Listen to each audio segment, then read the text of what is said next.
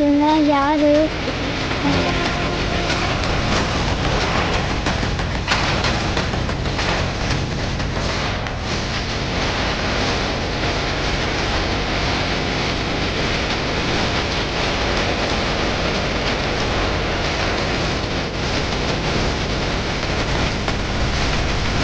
தாத்தா சுல்தான் வந்துட்டாரு.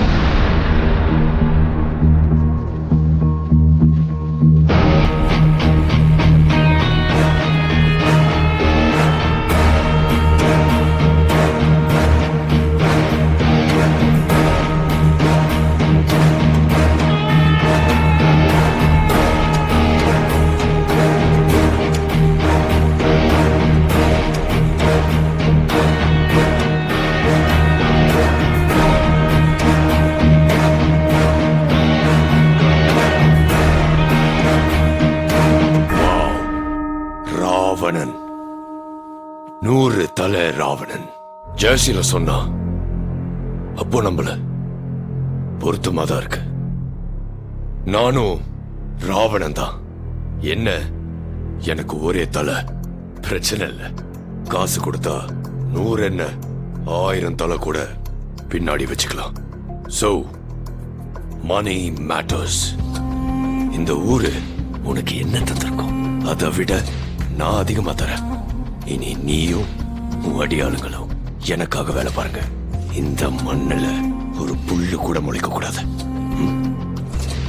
இவங்க அடியாளுங்க இல்ல, என் அண்ணனுங்க. சரி, உனக்கு என்ன வேணும் நான் தரேன். இந்த மண்ணும் மழையும் எனக்கு வேணும். நீ எனக்காக வேலை பாரு.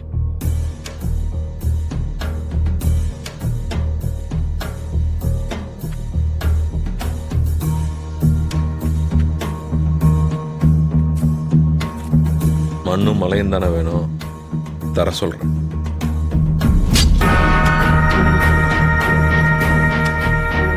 ஆறடி போதுமா? பலம் இருக்குன்னு எதிரிய வளர்த்துக்க கூடாது. இனி உன் அண்ணனுக்கு தலைய அடிக்கடி நீ பார்த்துக்க.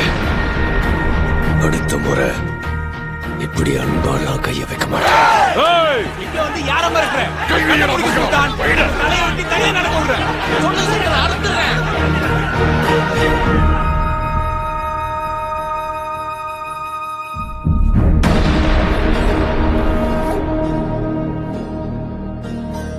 இந்த ஊர் என் கோவத்தை தான் பார்த்துருக்கு, என் அண்ணனுங்க கோவத்தை பார்த்ததில்லை. பார்க்க வச்சிடாது. இது இவங்க நிலம், இவங்க மண்ணு. இவங்க கஷ்டத்தை கேள்விப்பட்டதுக்கு ஒருத்தனை சாவடி அடித்தேன். இப்போ நேர்லயே பார்த்துட்டேன். சாவடிச்சிருவேன். திரும்ப வந்துடாது. நான் இங்கே இருப்பேன்.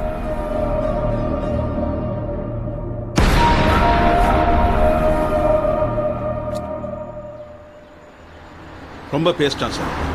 100 பேர் அவன் பின்னாடி நிற்கிற தைரியம். முதல்ல அவனுங்களை காலி பண்ணணும் சார். 100 பேரு அவன் பின்னால நிக்கல, 100 பேருக்கு முன்னால அவன் நிக்கிறான். பாம்பை கொல்லணும்னா வாழை வெட்டக்கூடாது, தலைய வெட்டணும். அவன் தலைய வெட்டணும்.